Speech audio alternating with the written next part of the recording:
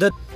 2019 نړیوال جام کې د لوبډل مشرانو پرفارمنس سلام ومینه خوږو کتونکو 2019 نړیوال جام په جریان کې ډیر افغانان ډیر مینوال د ګلبدین په سر اغشتي چې ګلبدین ښه لوبه نه کوي ښه پرفارمنس نه کوي ټولې لوبې ځکه وبللې یعنی د ګلبدین په لوبډل مشرۍ دوی انتقادونه کول چې ګلبدین نایب ښکلی لوبډل مشر نه دی بالکل پرفارمنس نه کوي بالکل د خپلې لوبډل مشرۍ هغه حق چې وي هغه نه ادا کوي نو دوستانو نن به زه تاسو ته د هغې پرفارمنس ښایم چې ګلبدین نایب په څوم نمبر کې راغلی دی او څومره ښکلي رنزونه او ویکټ یې اخیستي لومړی مقام چې دی د نیوزیلینډ ښکلی پلیر کین ویلیمسن دی چې 578 منډې جوړې کړي دي دوهم مقام چې دی هغه د آسټرالیا یو زبردست پلیر چې آرون فینچ چې 500 منډې جوړې کړې دي او په دریم نمبر باندې ویرات کوهلي دی چې 443 منډې جوړې کړې دي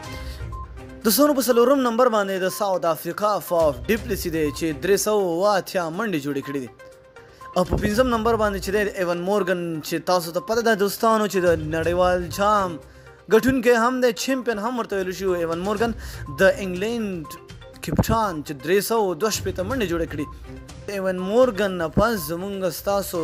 یو ستوری ګلبدین نایب چې ټولی ملګري خبرې کوي ګلبدین نایب په شپږم نمبر باندې چې 194 منډې جوړې کړي او 9 ویکټ یې اخیستي